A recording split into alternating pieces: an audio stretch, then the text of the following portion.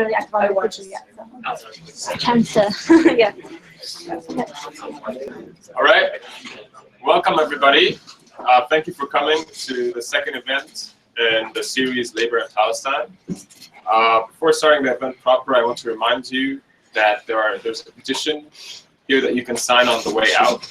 There's also a paper. There's also a paper that reminds you that tomorrow there's a vigil in the courtyard of this building by an alliance of student groups for a silent vigil for Palestinians. What time?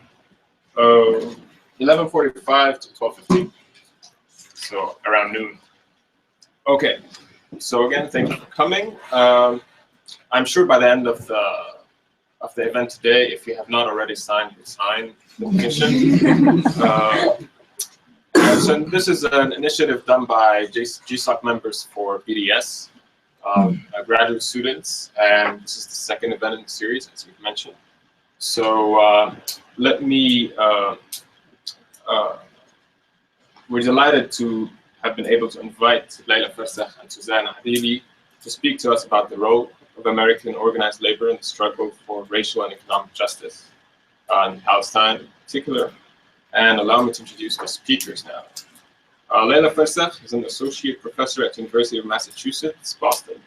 She has worked with the OECD, the Organization for Economic Cooperation and Development, and the Palestine Economic Policy Research Institute. Her work concerns Palestinian labor flows, the Oslo Process, international migration, and regional integration. Suzanne Adely is co-chair of the International Committee of the National Lawyers Guild, a labor rights activist, and a co-convener for Labor for Palestine. And without further ado, I want to invite Leila Farsakh to begin. Thanks.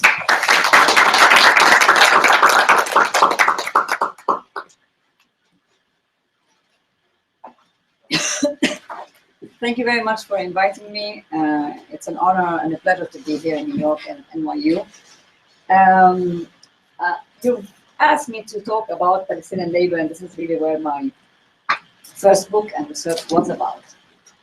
But what I would like to do today is a little bit explore in what way Israel can be considered an apartheid state. This is often a polemical issue. People either abhor the comparison and the very notion, how can Israel be an apartheid state, or people use it very easily and in a very supportive, clear way. Those who abhor it argue, how could Israel be an apartheid state when it was created to be a safe haven after the Holocaust, when it is the only democracy in the Middle East, when its aim is to have accountable institutions, which it does. Of course, it has discrimination, but you cannot really call it apartheid. Apartheid is not applicable to Israel. And those who like and use the term that Israel is an apartheid state refer to the fact that Palestinians face discrimination inside Israel. Palestinians in the West Bank and Gaza cannot move without permits, which is similar to apartheid, and they argue that Israel is an apartheid state. What I would like to do here is actually two things, maybe three.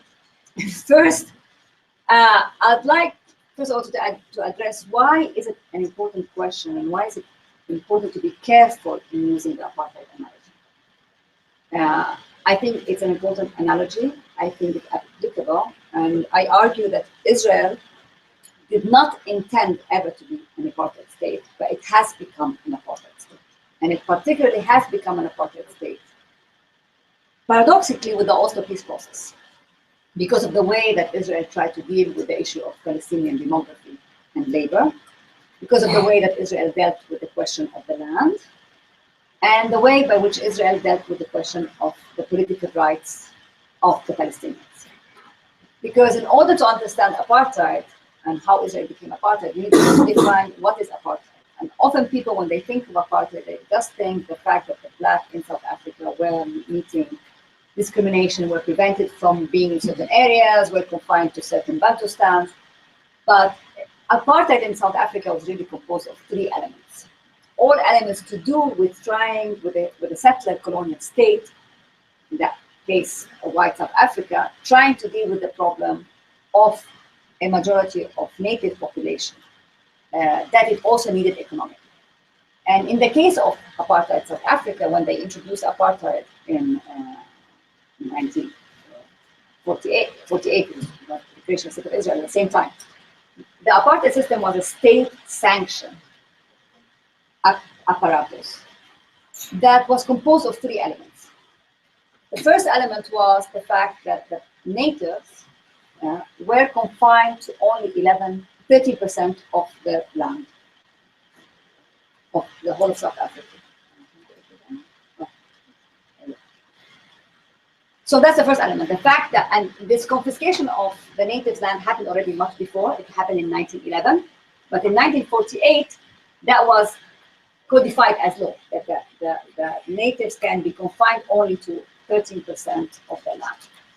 Secondly, the second element of apartheid was the pass law, the idea that blacks could not be in white areas, that blacks could not move out of their areas without a pass issued by the Ministry of Interior in coordination with the Ministry of Labor. It was a way to organize and control black or native labor into white areas in order to promote and maintain their white control of the economy. Okay. And the third element of apartheid, a very important element, is the issue of the political right, or how to solve the issues of representation and political autonomy of the blacks. Because the ANC at the time, and the whole black movement before that, was negotiating whether it is better for us to be separate from the whites and have our own independence, or be part of the South African nation. But by 1948, the white South African parliament decided, no, they're not going to be, we want to make sure that the blacks do not become part of the white democratic polity. And the way to solve it is to create something called a separate development. We created these Bantustan, which you see here.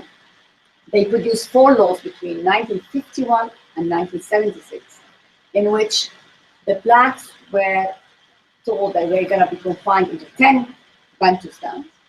These Bantustans, these areas that you see here on the map, were given autonomy, were given ability to tax, were given a domestic police, and were given even declared independent state by the white African government in 1974. So 4 out of the 10 were declared independent.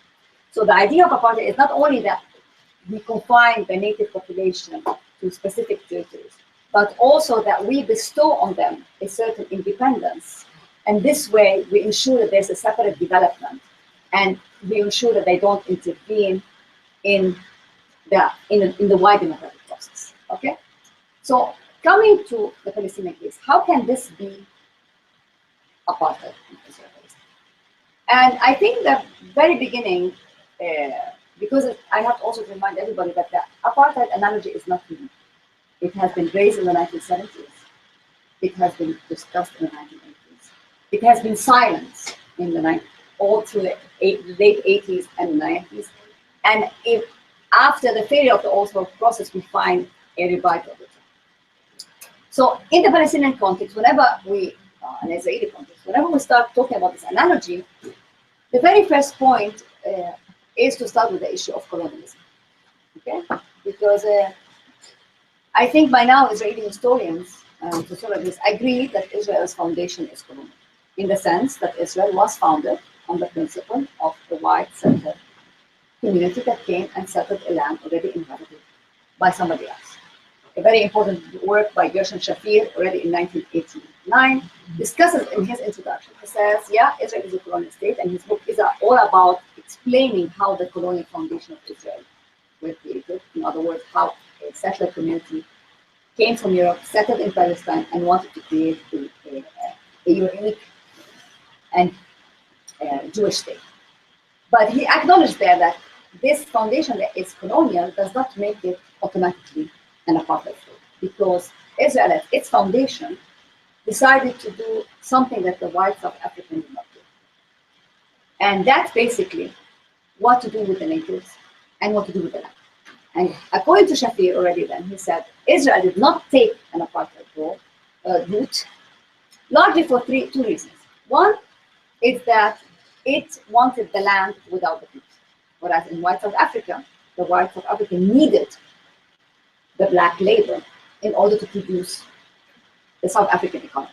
Okay, in South Africa, from the beginning of when the whites came until end of apartheid, the blacks were 80% of the population and 85% of the labor force, and the whites were 20% of the population. In Israel, this dilemma faced what the leaders of the founders of Israel, Zionism, were aware of this dilemma. But in 1948, they solved it by saying, we do not want any Palestinian population among us. So already in 1948, the foundation of Israel in 1948 was based on the idea that we want a Jewish state, and this meant expulsion of the population. So there was already a decision, a consensus decision, that we don't want to depend on Arab labor. The whole philosophy of Jewish labor, and, which was foundational to Zionism, and or actually gained prominence in the 1920s, was based on the idea that we need to use Jewish labor, not to use Arab labor, was based precisely on this idea that we cannot create an economic dependency on the Arabs, because then that makes it difficult to create a Jewish state. So there was a ways of awareness by the leadership, and there was a decision already in 1948 to expel 2/3 of the population out of the land. And Israel was able in 1948 to create a state that was 80% Jewish. And this remained even after 1967 when Israel occupied the West Bank. Because then Israel faced another question: what do we do with this population that we conquered? Because in 1967, after the war, Israel discovered that 40% of the population under its control in the West Bank and Gaza is Palestinian. But Israel decided that it's not going to incorporate them as citizens. Okay, they're going to be under its supervision until a political solution is found. Okay, so that but in the meantime, so we can see that the way Israel dealt with the population from the beginning was an attempt to eliminate the population. In 1967, it could not eliminate the population, but it decided not to rely on it economically. And how did this happen? Happened through labor, Palestinian labor. Israel needed to pacify what they call it pacify the population. Mainly, we want the Palestinians to work. We allow them to work in Israel, and we depend on the Israeli economy because this prevents them from becoming independent in their own area. But we in the Israeli labor market will never rely on them too much. So this graph shows you the Palestinian employment in Israel represented for the Palestinian around 45% of their total employment. So before Oslo, you see, we were at the height of 35 and 45%. So 45% of all Gaza workers and 35% of all West Bank workers worked in Israel before 1990, which is quite significant. Okay, but after Oslo, we stop it. Israel stops, reduces the number. Okay, reduces the share. But what I want to show, even despite this importance for the Palestinians, the importance of the Israeli market for the Palestinians, for the Israeli at a macro level, Palestinians never represented, even at the height of the number, never represented more than 7% of the total labor force in Israel. So in other words, Israel never relied on Palestinian labor the way that Israel relied, the way that white South Africa relied on black labor. This is the macro picture. But if you look at the sectoral picture, it's different. Arabs and Palestinians, it's true they're not more, if we include the West Bank with the Gaza Strip and also Palestinian citizens of Israel in the total Israeli labor force, the total labor force in Israel, or the total employed population in Israel, they don't represent more than 25%. If we look at construction, a key sector in the Israeli economy, and above all, central to Israel Zionist foundation. Okay, because without construction, we don't create facts on the ground, as David said.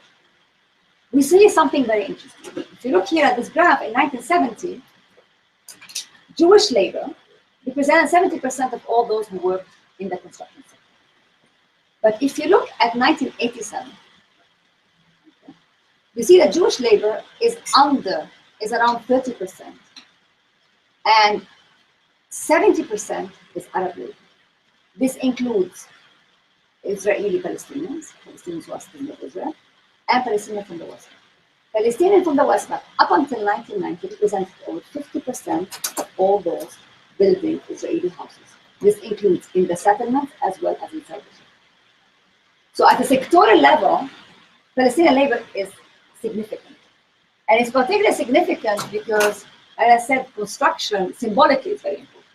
Because those who are building Israeli houses are Palestinian. Okay, so labor is not that important. So what makes the analogy applicable? I think the analogy becomes applicable after 1993, after the Oslo Peace Process. The Oslo Peace Process was very important and very much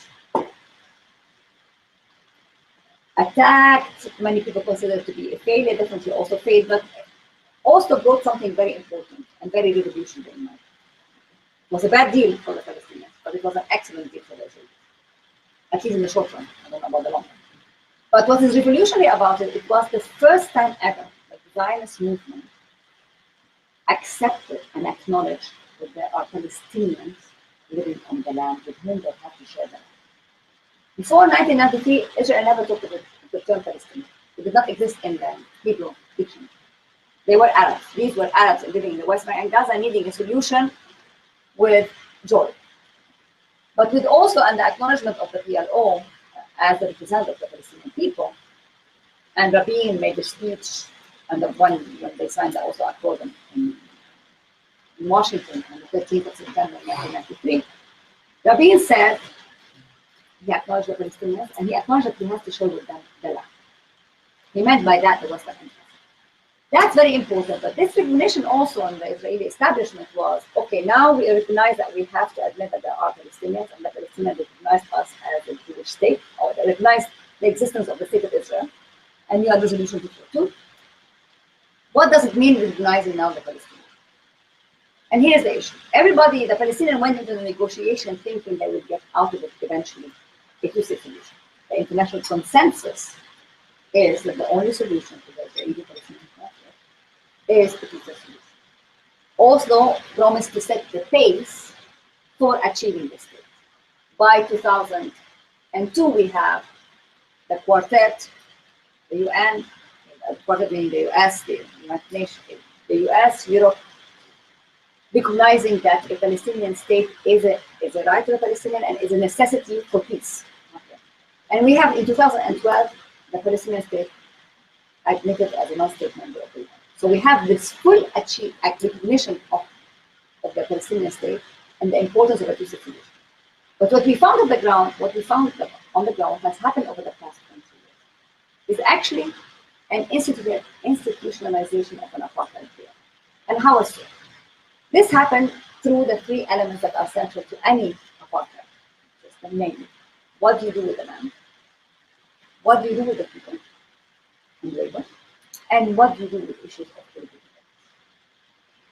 So with regards to the land, Israel, as you know, cut the West Bank and Gaza into three areas. Area A, Area B, Area C. This map shows uniquely that Area A, which is the red one, where the Palestinians were given full territorial and functional jurisdiction, that is control, not yet independence, but control, was only 22% of the West Bank.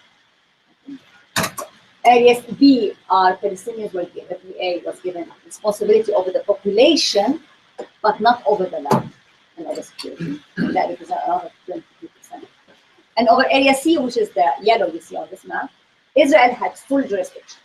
And the Palestinians signed onto that. The PLO and the Palestinians signed, not the PA, not the Palestinian Authority, the Palestinian Liberation Organization, signed to that. So it accepted that Israel has claimed over 54%, not 56% of the West Bank.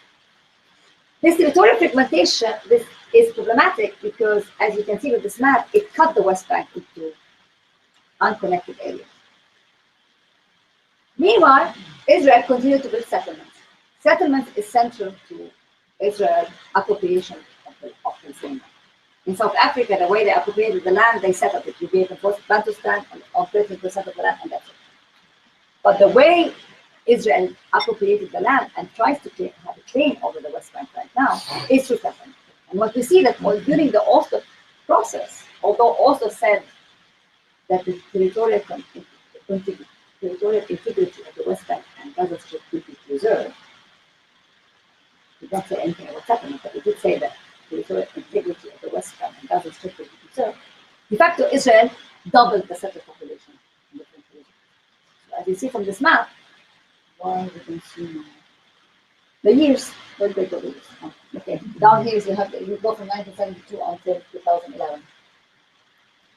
And here in the middle we have 1993.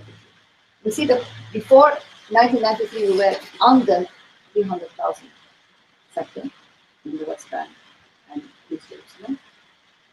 By 2011, we are down in 12, we are around 600. So double, and now the settler population represents around 50% of all those living in the West Bank. So we have a serious demographic reality we need to deal with, especially when we see it compounded with, here you see how small they are in terms of control of the land, because in terms of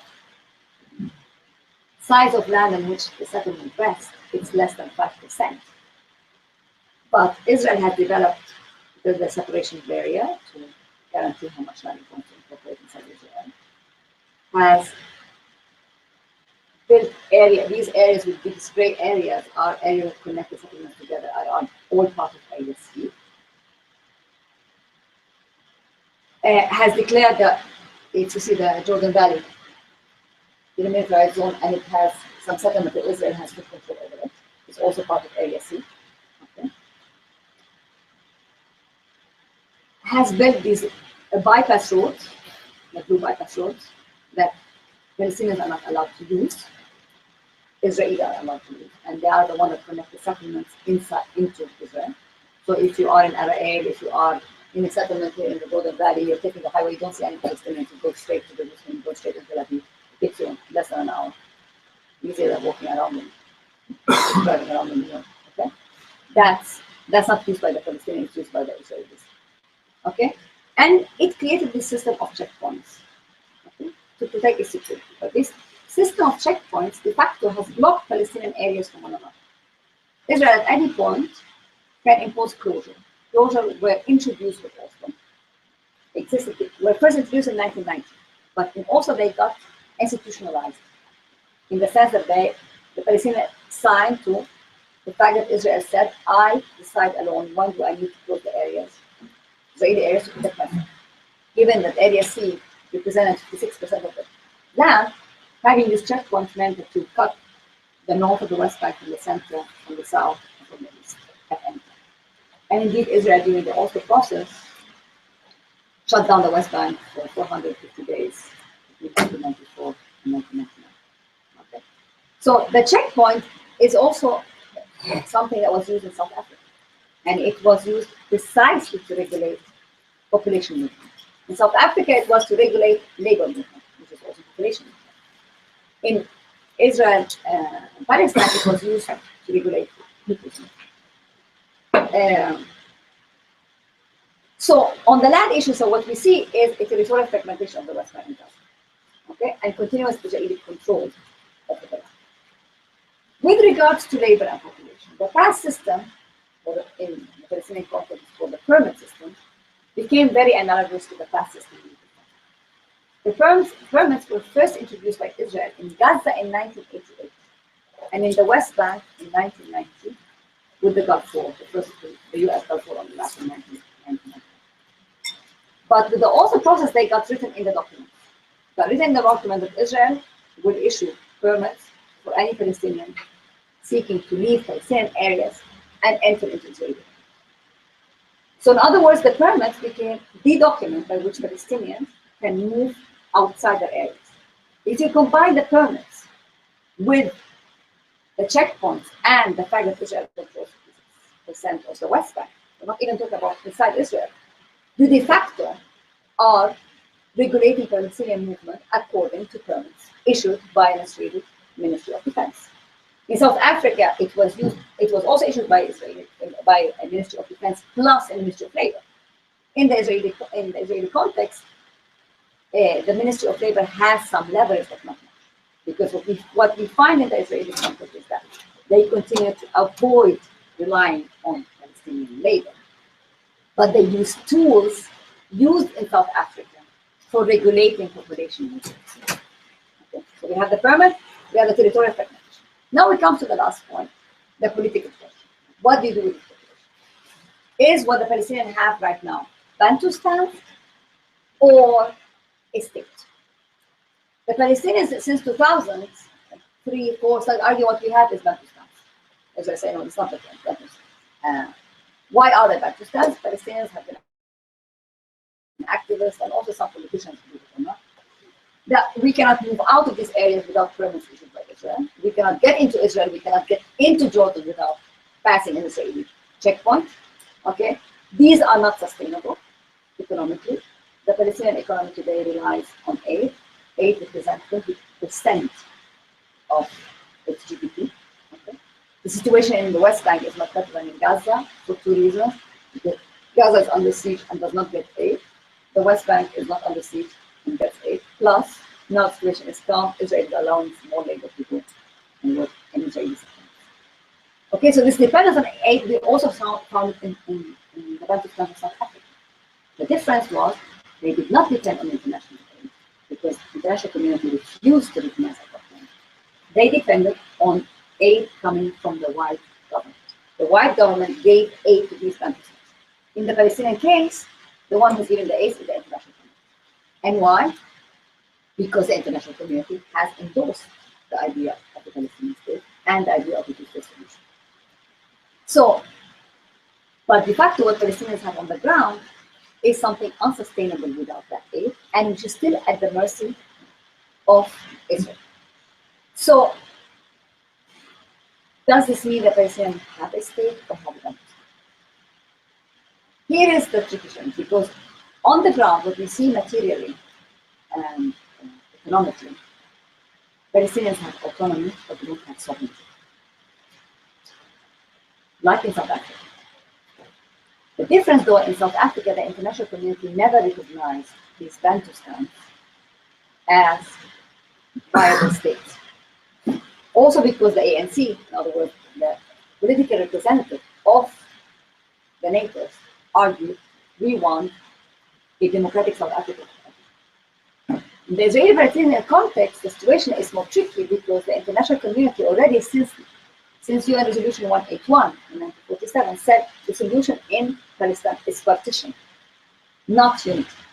Whereas in the case of South Africa, the international community said the solution is equality for all, not separation. On the argument that 80% of the population is black, 20% of the population is white, you cannot continue with this separate development. In the Palestinian context, the international community supported the Palestinian state. But on the ground, what we have is not the state. And this is where I think it gets problematic for people, and this is why people shun sometimes the apartheid analogy. But I think it's very relevant, and I think it's important to say that what the Palestinians have today is a Bantustan sovereign state. Because it is an entity which is not sovereign, an entity which is not sustainable, an entity which is not contiguous, and an entity in which the population cannot move freely. Okay. And also because the demographic reality on the ground now, between the river and the sea, as we say, today we don't have a 20% Arab population and an 80% Jewish population. What we have today, Israel is in control of the population, a total population of 12 million people, of which 6 million are Jewish. But another 6 million are Arabs, divided into 3 categories. Divided into Gaza, which are under siege, Palestinian in the West Bank and in the West Bank having some autonomy, but not sovereignty, and Palestinians inside Israel who have some political rights, but no national rights. So, de facto then, what we do have an apartheid reality in the sense we have one single regime that controls people in different ways and which restricts mobility for the majority of the Palestinians. Now, why is it important to say that? And why is it important to remember to say that Israel never intended to be an apartheid state, but Israel created an apartheid state? I think because it shows 2 things. Shows that history is not static.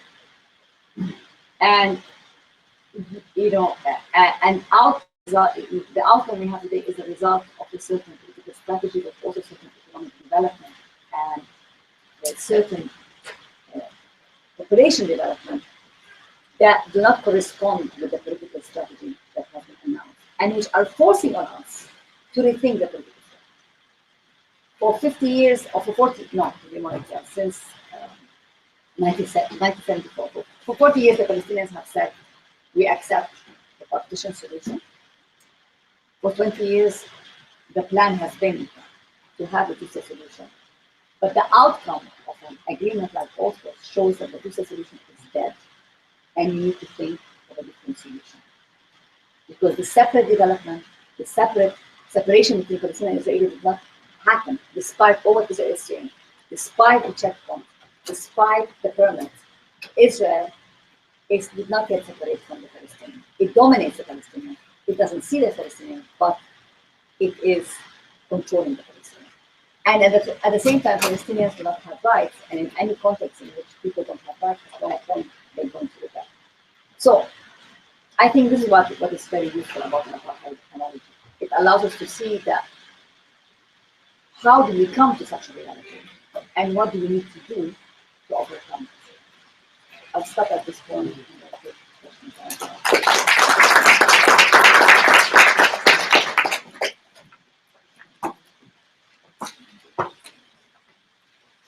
I'd like to welcome now our second speaker, Suzanne Adely.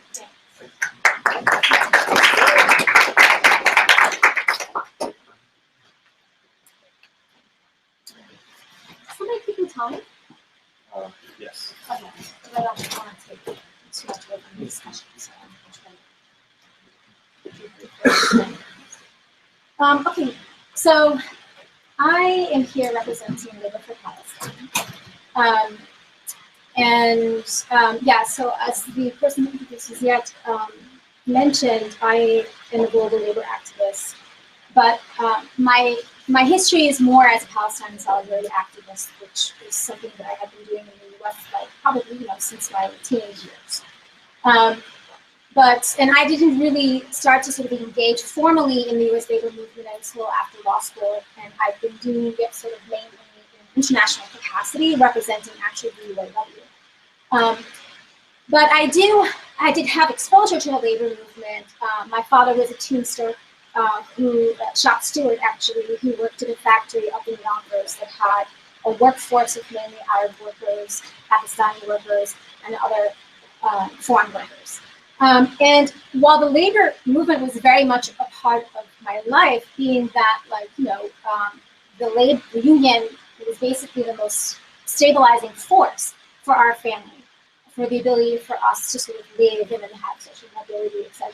It didn't really occur to me to become involved in the movement, because while I was an activist and always would find myself interacting with labor, labor was always in the room when you were discussing anti-imperialism or war or like economic rights or racial rights. But the labor in the room always had a certain characteristic to it, which was very often male, very often white, and very often promoting the politics and the characteristics of the union that always had a lot of Zionist elements to it, right? I mean, my father would tell me stories of his time as a teamster in the 70s, trying in vain to bring up the issue of Palestine and Israel at his local meetings, and just being told to sit down and pay his dues, right? But that's not the only history. I mean, there's a very interesting history of Arab workers and the role that they have played. But I want to first talk a little bit about Labor for Palestine. Now, that grew out of a post-9/11 initiative called U.S. Labor Against the War and the work of ALDA, the Palestine Rights Return Coalition. New York City. Well, I'm going to get to that. So New York labor, U.S. Labor Against the War began to respond specifically to the war in Iraq, but had refused really to address sort of any of the other sort of international sort of concerns that Labor for Palestine, like the beginning sort of demands of Labor for Palestine had, which is also to address the war in Afghanistan and also to address the occupation of Palestine. So there was a chapter of U.S. Labor Against the War in New York that formed New York City Labor Against the War in about the same time, 2001.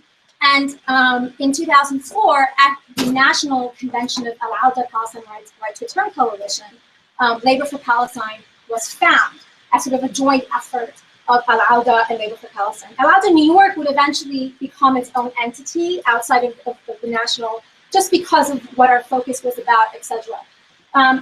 So Labor for Palestine sort of maintained a platform in which, we demanded that labor would recognize the settler colonial white supremacist nature of the state of Israel and support ending the occupation and liberating all of historical Palestine, including supporting the right return of refugees. And in that, endorsing the principles of BDS, so the principles of anti-normalization, as we sort of were discussing at that time. Now, as you probably can guess, that wasn't a very easy struggle, but let's come to the year 2014, when the Palestinian General Trade Federation in Gaza made another call for support from the US labor movement.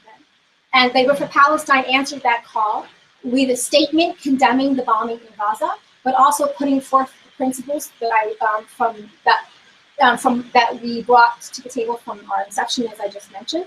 And for the first time, we got what felt like very, very strong support. And instead of just scores of people supporting that statement, there were hundreds of people from the labor movement again to support the principles of that statement. And then following that, we see some very major successes in the US labor movement, including the Block the Vote initiative in Oakland, which also happened in 2010. That was the initiative of really community-based organizations like the Arab Resource and Organizing Center working with ILWU, Longshoremen Union, Local 10. We see also now United Electrical Workers passing a very strong resolution at their last national convention in support of Palestine and support of BDS. Also the success of UAW Local 2865, University of California, which also was a very strong statement. And just in the past couple of days, if you heard, the Connecticut chapter of the AFL-CIO also passed a resolution in support of BDS. The language is a little bit more on the sort of in the framework of like peace and justice, not necessarily bringing in language about racism, etc. But it's a sort of very sort of welcome sort of development in the US labor movement. And so we feel in some ways that the tide is turning. And there are a lot of factors for that. I mean, one factor is, I believe, Israel's continuing sort of campaign of genocide against the Palestinian people continues to sort of like happen in a way where they're testing the boundaries of their violence, right? What can we get away with? And people continue to sort of be shocked. But that shock is because the actions of Israel are being exposed by a growing and shrinking Palestine solidarity movement. And also, it also sort of is a reflection of the times. And you have today a very strong movement on the streets against and calling for accountability surrounding state violence against the Black populations of the US and other people of color. Now, that's not a new movement, but it certainly is being brought in some ways into more mainstream circles.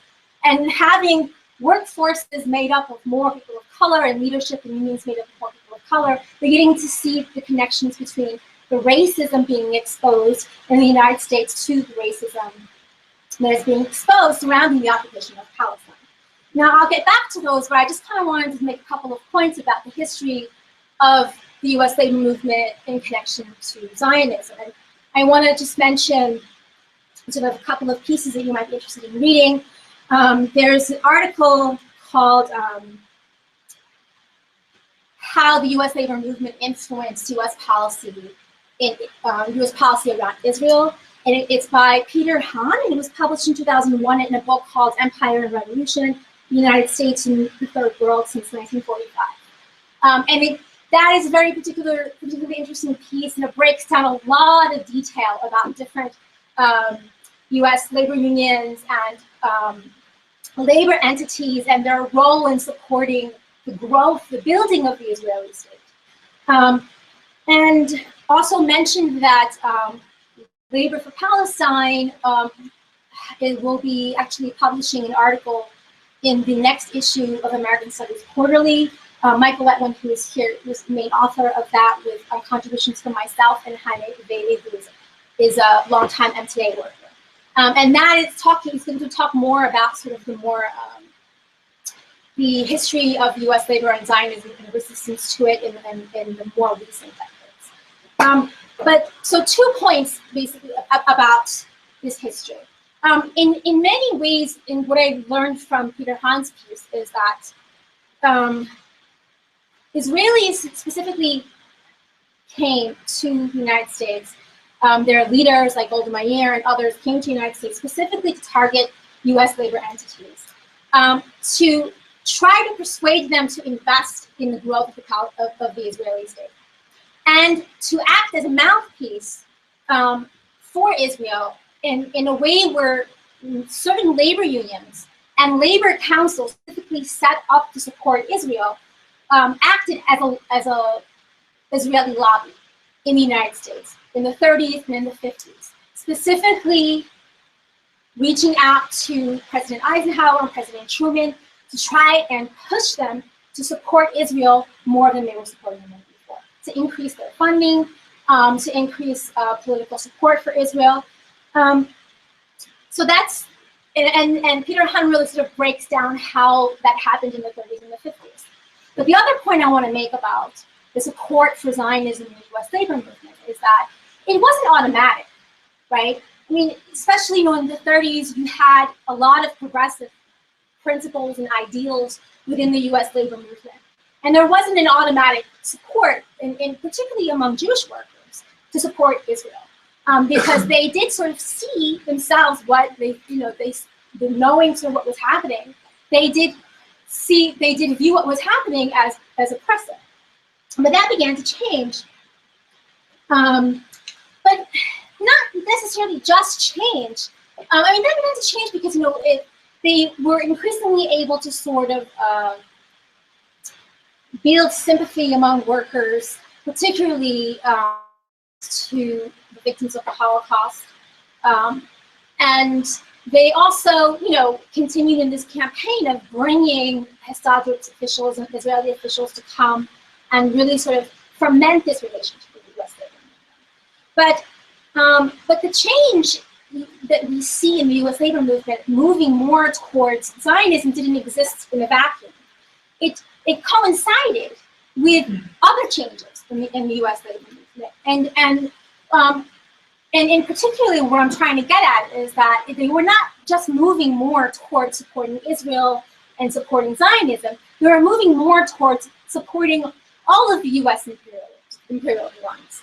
And there were a lot of sort of changes happening. There were a lot of campaigns to eradicate communist and socialist ideals that were inside much of the labor movement. Not just members, because there were a lot of people who were in the labor movement that identified as socialists but didn't necessarily live those ideals, right? But it's sort of a long and sort of complicated history. But this sort of brings me to the discussion about the U.S. left, right? I'm not an expert in terms of, to what extent the ideals of left politics were able to maintain themselves in the U.S. labor movement in the 30s and the 50s and the 60s, etc. But there were a lot of good things going on with the U.S. left that also, through the years, that also made it easy for the U.S. labor movement to continue to support Israel. Now, the Soviet Union supported the state of Israel, which pushed entities that were pro-Soviet in the United States to also go that route. Now, eventually, certain Stalinist institutions would be some of the strongest supporters of the Palestinian liberation movement. But outside of that, you had a communist movement in the United States, like Communist Party USA, and you had different sort of like smaller socialist parties that traditionally were not supportive of the Palestinian liberation movement. And from here, I'm speaking about my own particular experience. In this past July, I actually attended the Insight conference women against war and racism. And we had a caucus of Arab American women and North African women, and the caucus had the folks attending the caucus came from multiple generations of Palestine solidarity activists. And we talked about the challenges that these communities faced in the 70s and the 80s in bringing Palestine to the platforms of the left, and how we were continually rejected, how even well into 2003, 2004, when we'd be asked to be anti-war rallies, we'd be asked to be anti-war meetings, because we'd bring up Palestine in a way, we bring up Palestine and we'd be told that it wasn't welcome in that particular meeting. Because there were still sort of many elements coming from the American communist tradition that infused not just with liberalism, but infused with racism and infused with Islamophobia, that prevented the Palestinian issue, but prevented any real discussion about Israel from being in these leftist spaces. And one of the most striking examples of this was this enormous anti-war peace rally that occurred in Washington in the 80s, right when Israel was bombing Lebanon. And there was a complete and total refusal by the US left to allow that to be part of the platform. So, but yet, it's important to say, despite, the criticism that I'm making about the communist tradition of leftism in the US, the fact of the matter is that the unions now that have come through in support of Palestine, like the ILWU and the UE, to some extent, although it's complex, we're able to sort of maintain some of the ideals that came out of the more communist and socialist traditions of unions. But the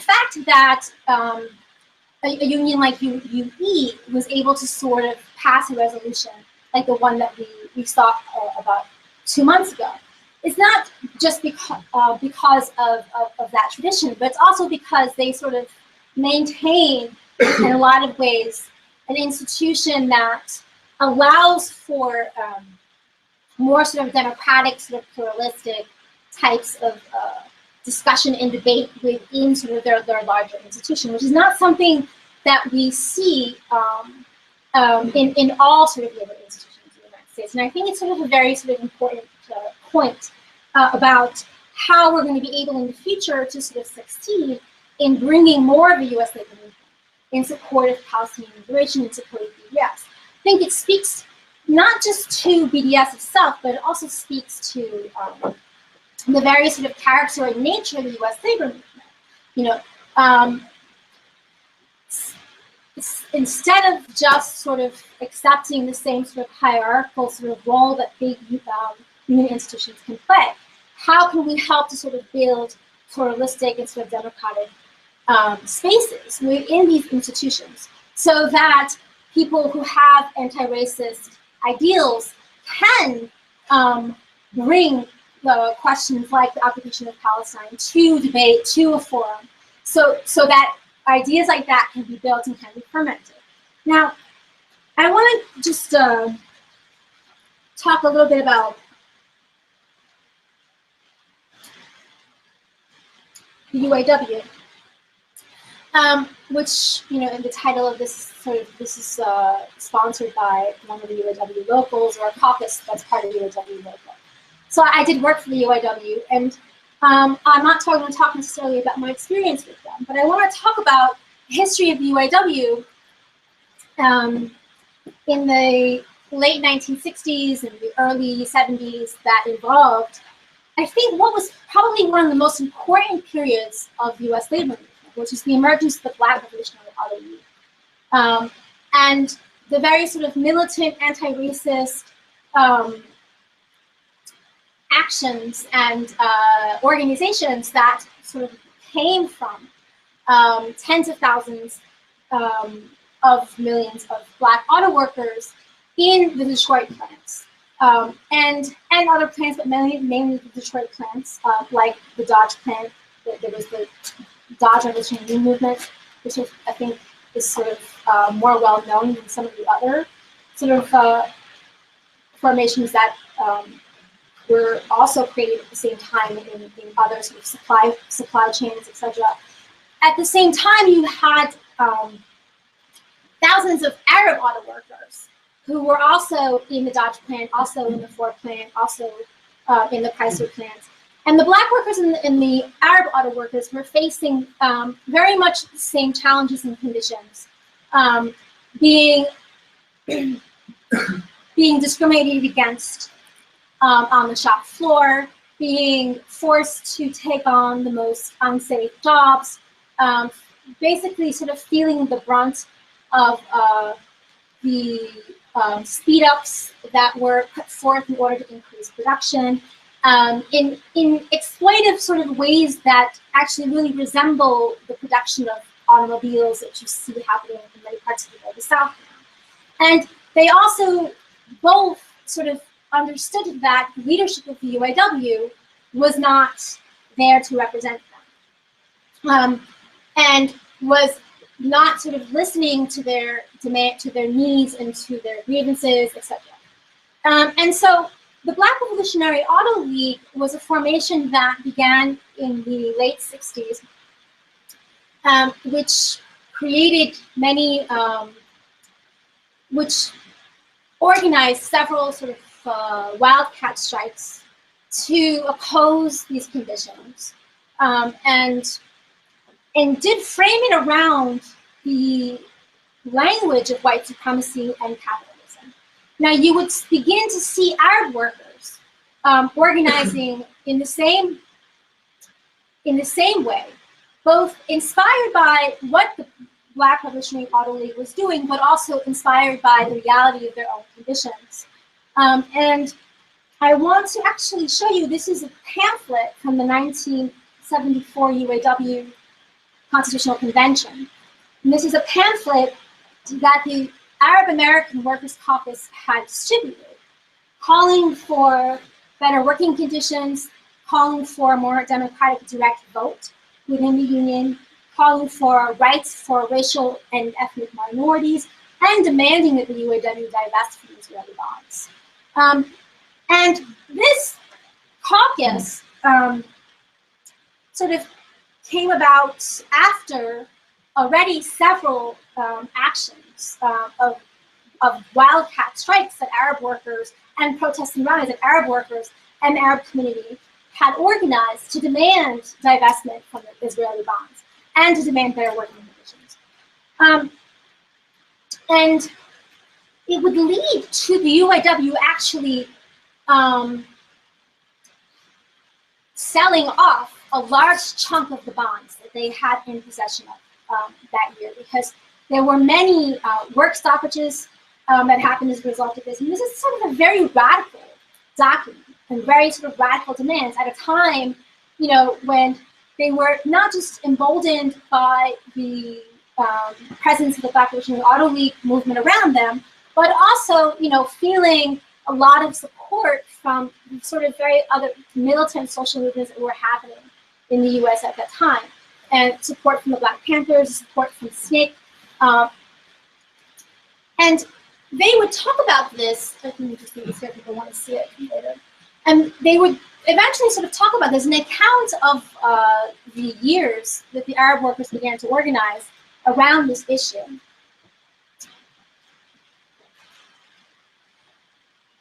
And within that, they would talk about how these this experience of organizing around the particular needs of Arab workers, and that included conditions in the workplace there, and included, you know, the demand that the UAW divest from Israel, then led them to be more militant when it came to other issues within the labor movement. It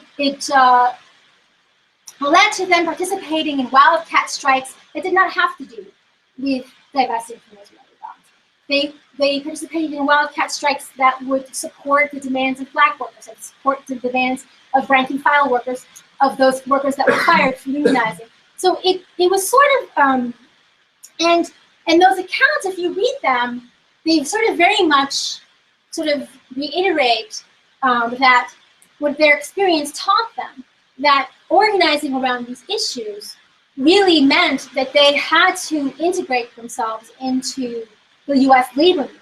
And it wasn't just about the specific sort of issues that grew out of their community, but about participating in larger sort of questions of economic and social justice faced by various communities around them. And then, and that's sort of one of the points that I wanted to make, that, like, this is not, as we proceed to try and bring, the question of Palestine to the larger labor movement, and try ultimately to have unions divest their millions, actually billions, from Israeli bonds.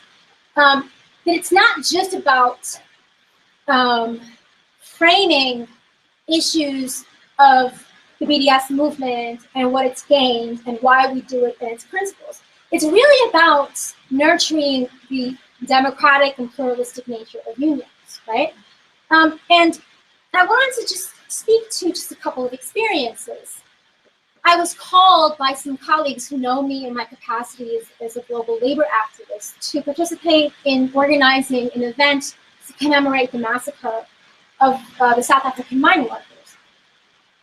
And I was on that call with representatives of PSC CUNY, right, and a few other people, not knowing who I was and where I came from, and in terms of my political work. They set a time of like about, let's say, 5 or 10 minutes on that meeting agenda to talk about. First, they talked about who they wanted to invite to come to this action, right? And they named basically every community under the sun, right? But then they set aside about 5 minutes to discuss who not to invite to this action. And they specifically said that we cannot allow any Palestinian activists to attend this event, and we need to make sure that the outreach doesn't go to them. We can't have them present in an event like this. And their reasoning, after I had made myself known, was that, well, the PSC CUNY community will not support anything around Palestine, and we want to focus on the South African miners. Now, it's astonishing how ignorant they are in regards to what NUMSA's own statement and policy is around solidarity with Palestine, which is extremely strong. But what this really showed is that in unions like PSC CUNY, small unions, workplace unions, larger unions, you have what are a lot of gatekeepers, right? Gatekeepers who perpetuate, racist sort of ideals, right? And those gatekeepers want to prevent the question of Palestine from being brought to their constituency, because they know in back of their mind that when it is brought, I'm not saying that PSC CUNY, there are a lot of members of PSC CUNY who would not be on board with supporting any kind of state movement and supporting Palestine. But it will never happen unless the question and the idea and the debate is allowed to come to the constituencies, and that's the same across the board, right? And the same gatekeepers who try to prevent the presence of Palestinian activists at this rally, at this event that they were organizing, also hosted a gentleman by the name of Stuart Applebaum to address a group of Occupy activists working in labor. I don't know if you know who Stuart Applebaum is, but his role, basically his only role, and he will attest to this, in the labor movement is to build support for Israel among the US labor movement. And so is the Jewish Labor Committee, when they will attest to being, quote, and I'm quoting, the mouthpiece of Zionism in the US labor movement. And so in order to sort of move forward with seeing the successes that we've seen with ILWU and UE and other organizations and the broader labor movement, we have to sort of continue, as I said before, to help to sort of ferment and nurture democratic and pluralistic unions. But we also need to challenge those who are acting as gatekeepers to prevent the question, the idea, and the debate from coming to these platforms. Thank you.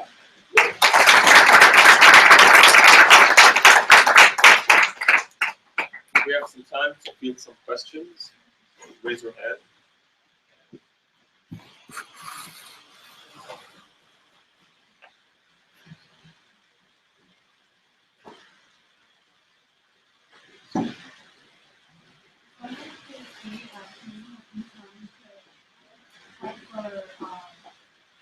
Contract and a wage increase and everything like that. And recently we linked up with them under Phoenix Borders with Phoenix Children Measures, but within Phoenix Children Measures, we just added the BDS for them, also joint divestment campaign, and they just had some contract offers to them, like they're getting a 6% raise, even implemented retroactively. And they're getting a bunch of new benefits, not just like money.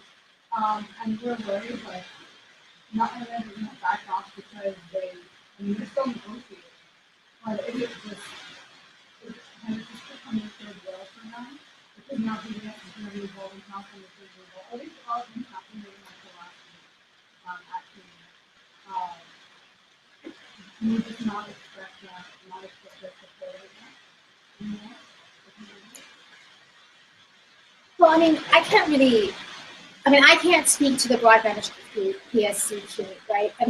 I've had various, types of interaction with them through the years around various issues, and I don't believe that there is like strong support for going in any way, straightforward in support of BDS values or demands.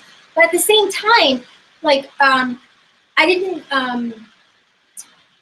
as I said, it's like, we also sort of were able to sort of see things pass, like in unions where we never thought that they would pass, right? And as we said, there are a lot of like different factors that are taking place, right? There's external factors in the social movement. There's also the internal factors in unions where you have caucuses that are arising, like the one, at UAW Local 2865, bringing the question of Palestine to the forefront and so on. You have, and I think that, you should bring it forward, right? And because it's not going to go anywhere until you can sort of like identify, well, who among this constituency will be, supportive and who will not, and to what extent, like, are they going to like not support it, or are they going to actually like battle and fight you, right? And if there are some who are going to battle, you for like any sort of inclusion or discussion of Palestinian BDS, then it needs to sort of be exposed, who those elements are, and it's not going to go forward unless we continue to bring those values there. Out in New York, which a group I've been a part of for 15 years, right?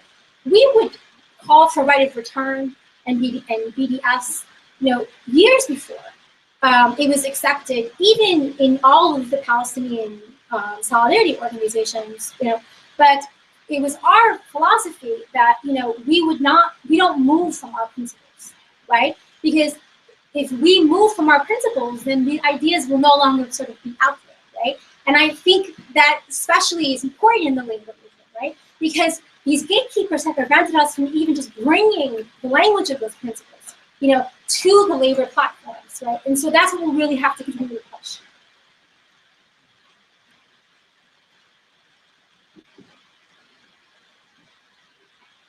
Since they're making the analogy to the Apartheid, what was the role of U.S. labor in the and what can be done in the comparison?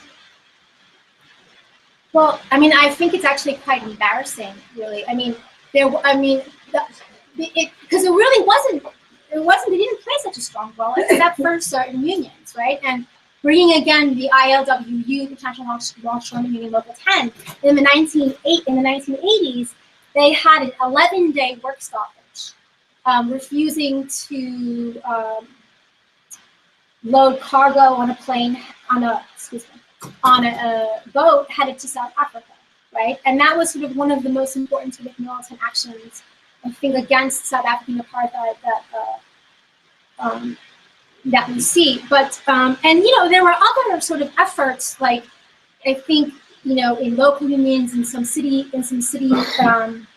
unions, like in New York, to call for supporting the South African freedom struggle and calling for BDS.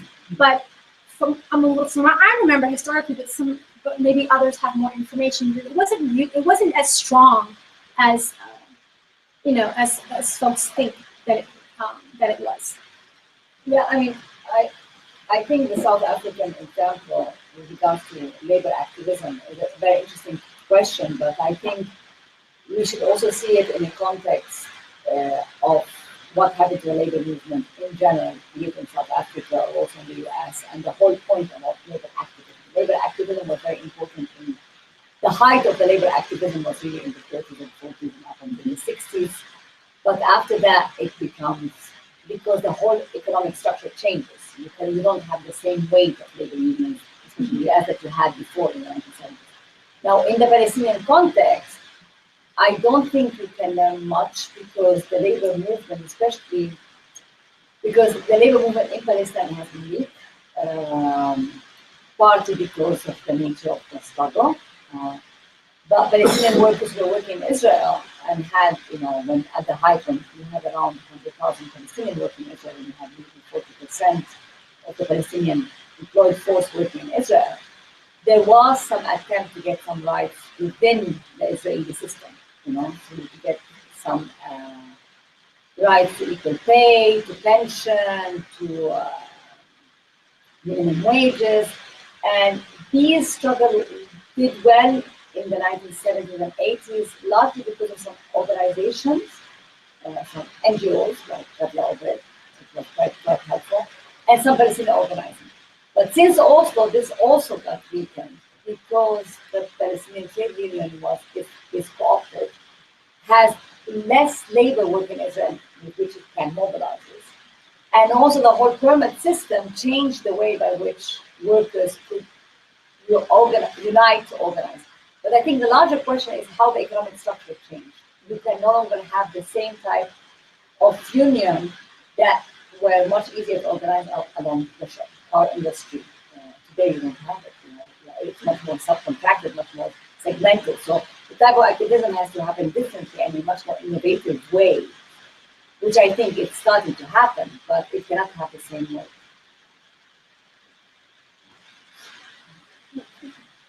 You talked, thinking more about this question of the apartheid analogy. I was curious because the point that you make about the different roles that Palestinian labor versus Black labor in South African apartheid, how central they were to the federal economy and to the enterprise overall.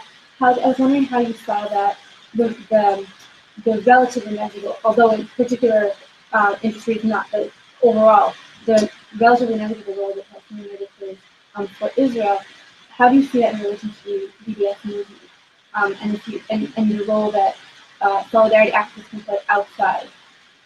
This is a very good question. I mean, what role can labor in Israel play, Palestinian workers play in Israel in helping the BDS movement?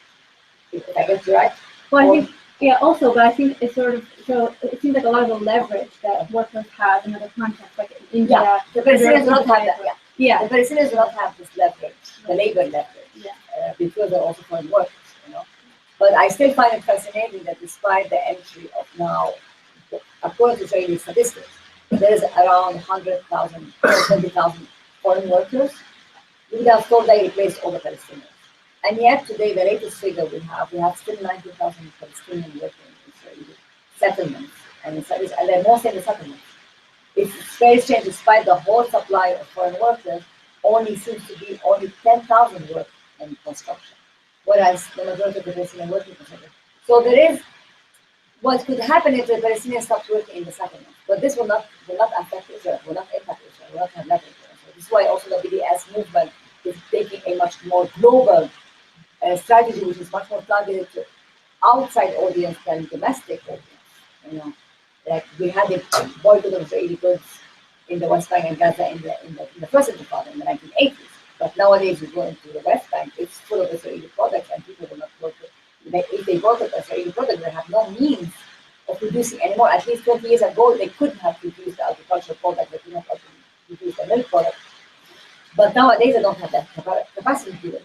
So labor doesn't have this leverage. But I think the issue is much more linked with the political strategy. Because labor in the South African context had leverage because it was also part of the ANC, because also the Communist Party in the context of South Africa was important. There was a whole strategy, political strategy that you had to use labor. In the Israeli-Palestinian context, the problem today is not the lack of labor as much as the lack of strategy. What do we do next, given that the two-state solution failed? What do we do? I mean, even Mazen is aware that he will not get a Palestinian state, that we don't have a Palestinian state. But it is the only game in town. So what do you do with that? And this requires a complete redefinition of the struggle.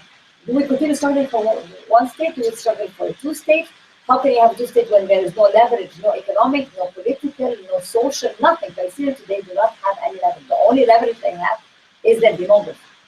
And even that is contained, because if you see the crisis in the rest of the Middle East, with all due respect, now the Syrian crisis is much bigger than the Palestinian crisis. So that requires a whole redefinition of what does it mean to fight for justice today in Palestine. Okay, it's a fight for not just right to return. You're talking about equality. You're talking about rights. You're talking about states cannot do to their immigrants what we're supposed to do to their own citizens. I mean, the question is regional. It affects the Syrian immigrants and refugees in Lebanon as much as it affects the Palestinians who are in Syria or in Jordan. So there is a larger question today being addressed of how do we fight for rights. And fighting for rights within a nationalist paradigm, which was the way to go in the 20th century, is over. But we still do not have the tools and the language for them to struggle. See what I mean? And I think that's what's so challenging. So your activism here on the campus is very important. Redefining labor activism is very important. Redefining and reducing unionization is extremely important.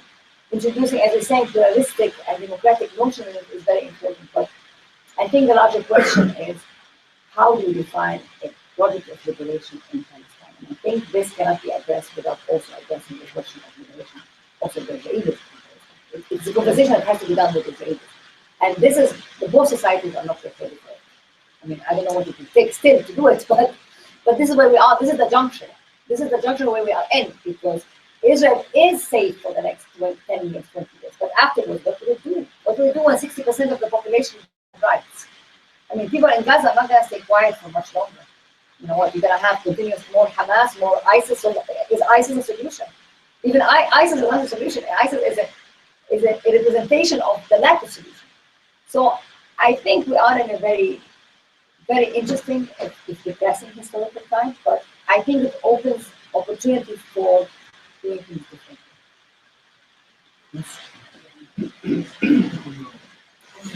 Sorry. So we're talking about sort of, the independent for labor, it's tied and slowly sort of approaching the US and farther down for it, such as US guys who are historically being some happy. So what do you think the strategy is it later? Is it, bringing bigger minority groups, big communities that drop the vote? I mean, for such like obviously we keep driving away the US question, but how can you approach it in different ways to attract those activists that are on that side and help you sort of like take the democratic, revolution-based approach and kind of communities and kind of yeah. I mean, I think that's absolutely right. I mean, the Block the Vote's success was because, ILWU, in fact, in 2001, they did pass a statement or resolution regarding the Israeli incursion in the West Bank at that time, right? But even as Clarence Thomas, and we've done, Clarence Thomas, who was a well-known leader of ILWU over 10 and led an anti-war movement, now retired longshoreman.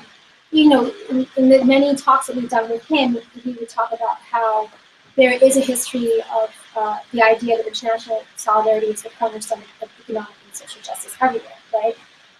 International labor solidarity.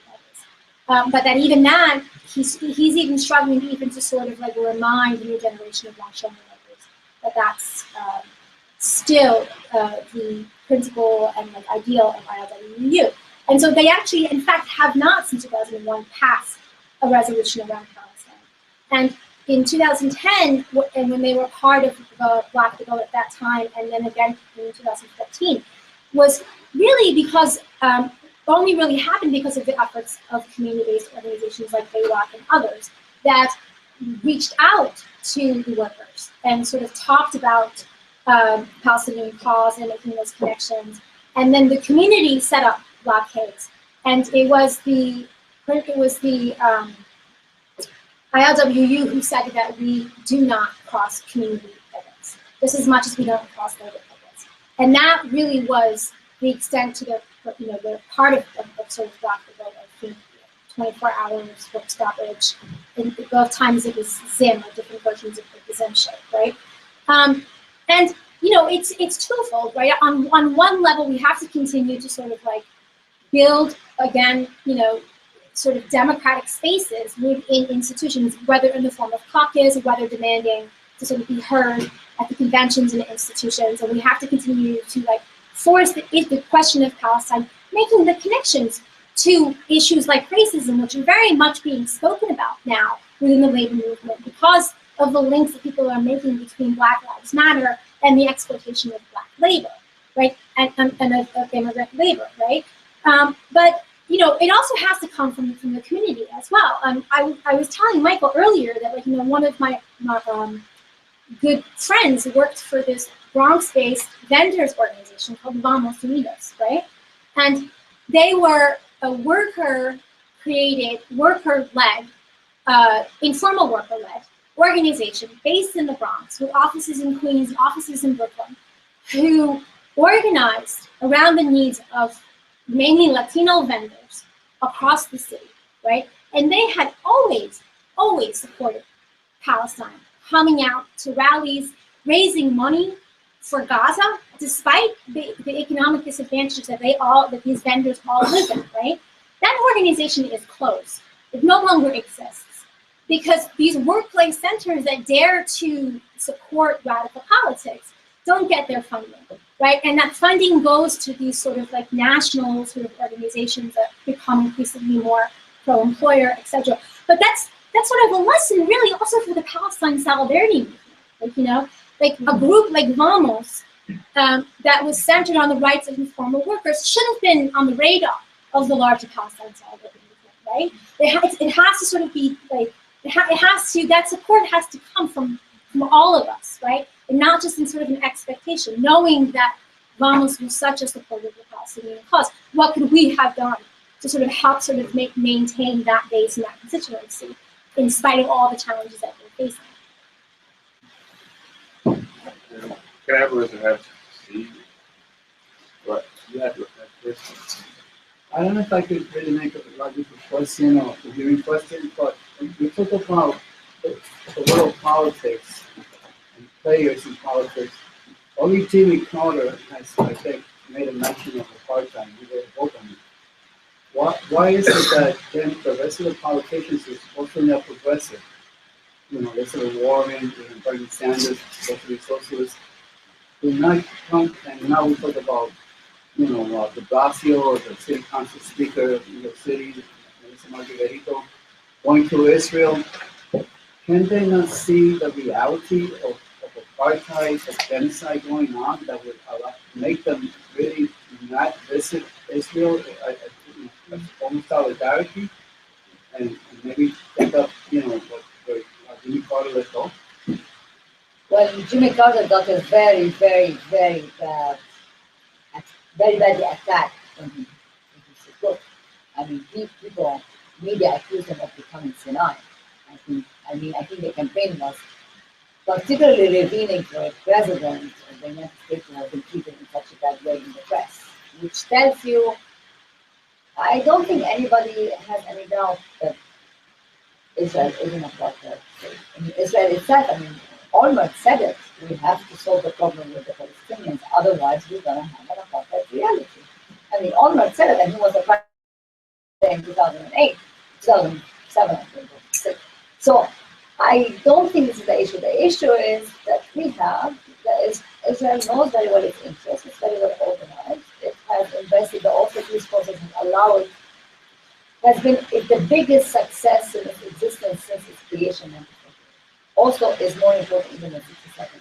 Because with Oslo, Israel has been able to integrate in the global economy in ways it did not have before 1992.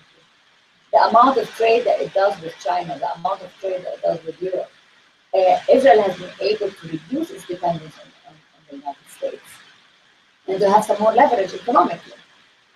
So why do these people who know that it's an apartheid reality, still go and with Israel? Why shouldn't they?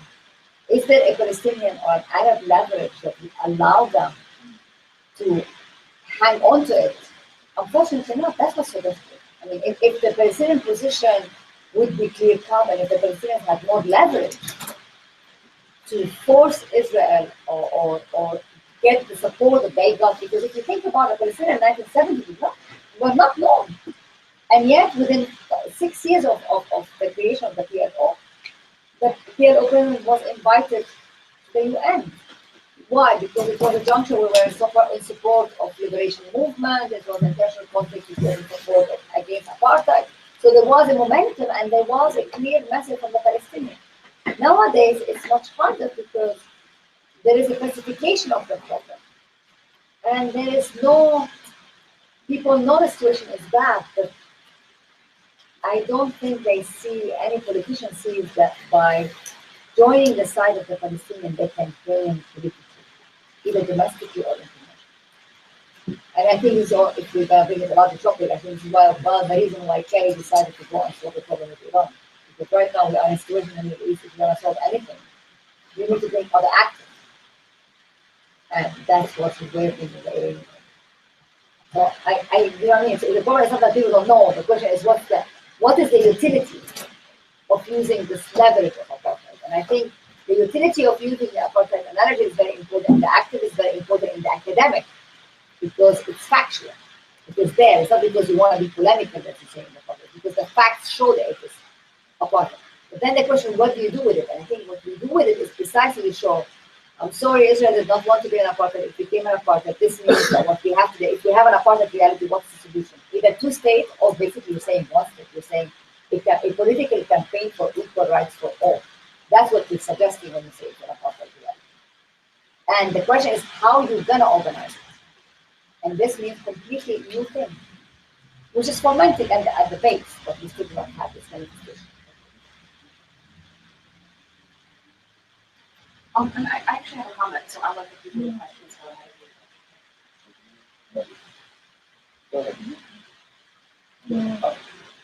Go ahead. As one of the constituents of one of the city council people who went to Israel at the request of that whole organizing thing, I just wrote to him and said, I do not support you doing this. I wrote to him in advance. I think he still went.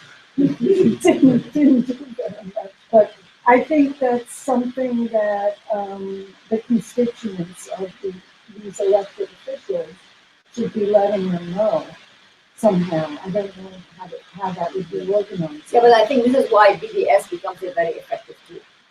Because then all the labor organizing, most of activism can happen through BDS, because BDS is a very effective way of saying, I'm not taking a position in one state, two state, three state, whatever you call it. I'm taking a rights approach. Israel is violating certain international laws, and we want to divest until Israel stops doing that. And I think that's a very effective way of organizing. Divesting, including not going. Exactly. And you explain that on the basis that Israel has violated international law, Israel is doing things against US laws, then this becomes a more effective way of hopefully getting people on board. But still remains the question of realpolitik, what you're going to gain from this. So I think this point that the Palestinian labor movement is so disabled compared to the South African labor movement makes all the more obvious why the Palestinian solidarity movement in the rest of the world needs to adopt BDS to get that sort of external economic leverage. So this is a kind of a factual question that I don't know, and so maybe other people in the room, you guys don't know an answer. We've heard that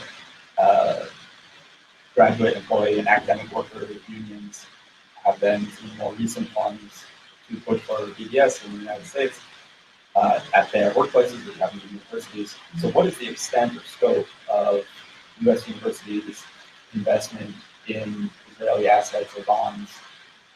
And so essentially, like, what is, I don't need a dollar amount necessarily, but what is the extent of the economic leverage we have as workers at an academic?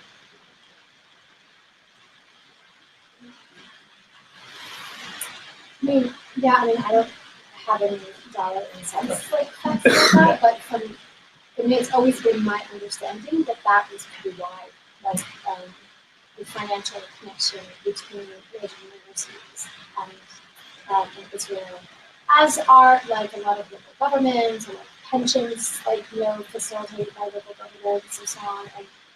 And so definitely, I think BDS movements and campuses can really benefit from this growing support for BDS coming from in academic movements.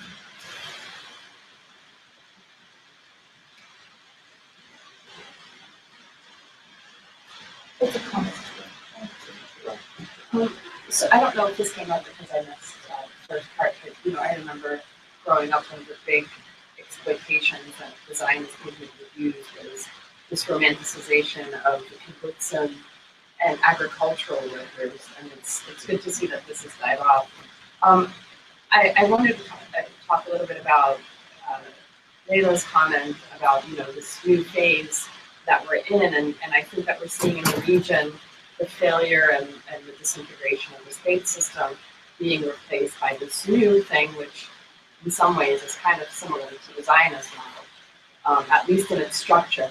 But despite that, I don't think, and I mean by that, we can talk about that, but I don't think that means that there is an absence of direction from the Palestinian movement, or a lack of understanding of their own sense of what the next phase of Palestinian liberation is. In fact, what I think we're seeing is a very clear movement led by youth that is not centered around Palestinian parties, and that is outrightly rejecting the Palestinian tools of occupation, be it the Palestinian Authority in the West Bank, or even some of the policing that Hamas had done, which Hamas had very rightfully and very smartly disavowed in favor of popular resistance, allowing the Palestinians, for example, to attack and undo and dismantle some of the fences and the barricades surrounding Gaza. So I think that what we're seeing is something more fundamental than an intifada, but a mass popular uprising that returns to the model of resistance and the framework of liberation and not just rights. And I think it's very important that we recognize that that's what's happening. And somebody asked an important question about, what were the quantifiable gains made by the BDS movement in the US for South Africa, and they're just as negligible as they will be in Palestine.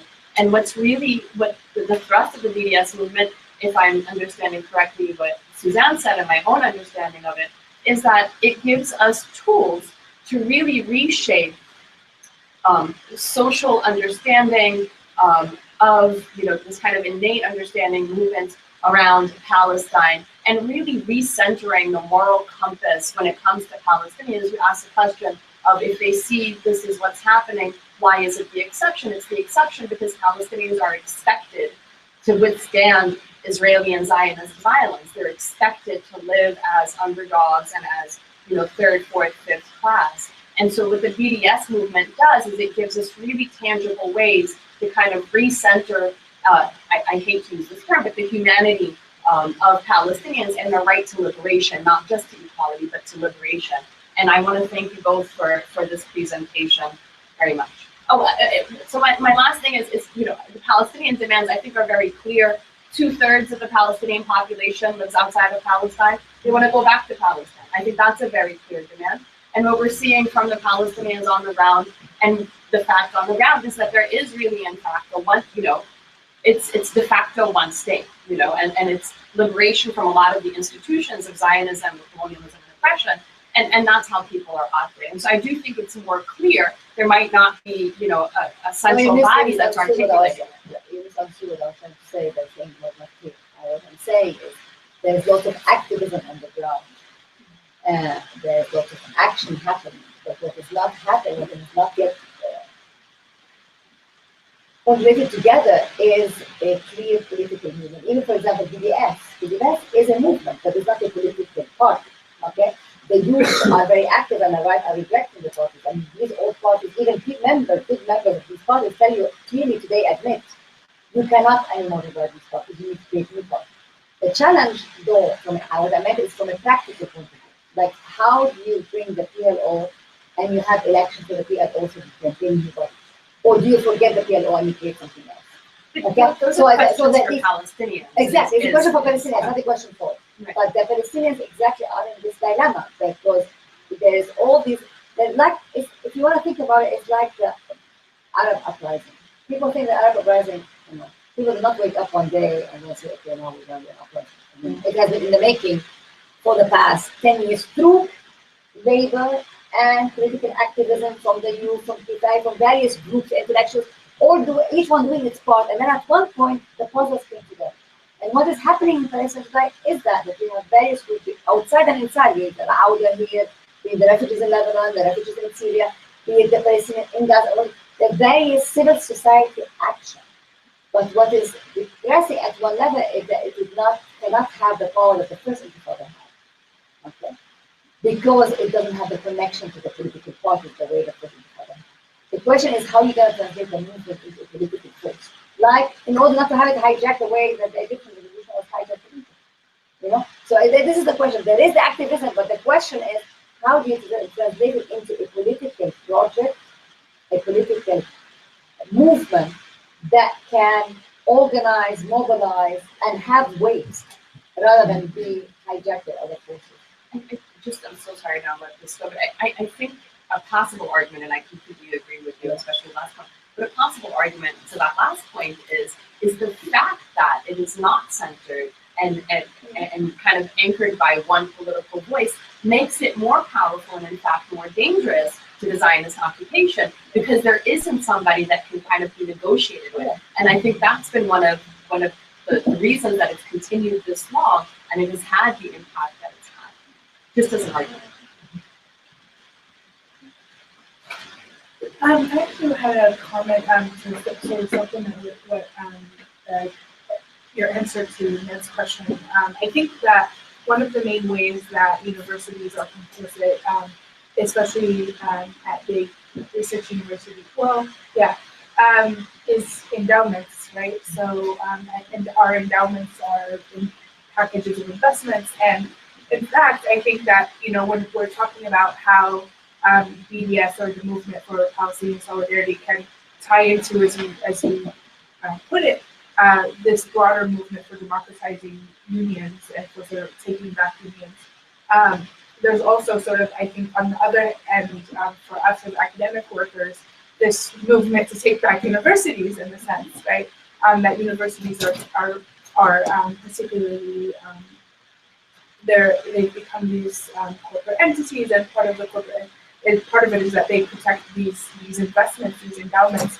I know that NYU's endowment, which is actually relatively small proportionate to how big the university is, because they're charging $70,000 for undergrads, but it's a relatively small endowment, but it includes weapons manufacturers, it includes Israeli, it includes all of this whole host of really, really, really problematic things. And I think that increasingly we also need to think about how to push for divestment that's also broader. So I just wanted to bring that up. So in some ways we're very well positioned as academic workers. And there have been some good successes. I have to say in a very short period, because all the BDS compared to the South African movement have much greater success than the South African BDS movement.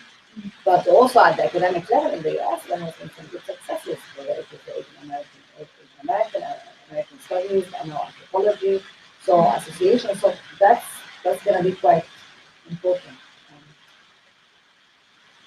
All right, I want to thank you all for coming again. I want to thank our speakers. Let's give them a hand. I want to also remind the people who came in late that tomorrow at around noontime there's going to be a vigil here in the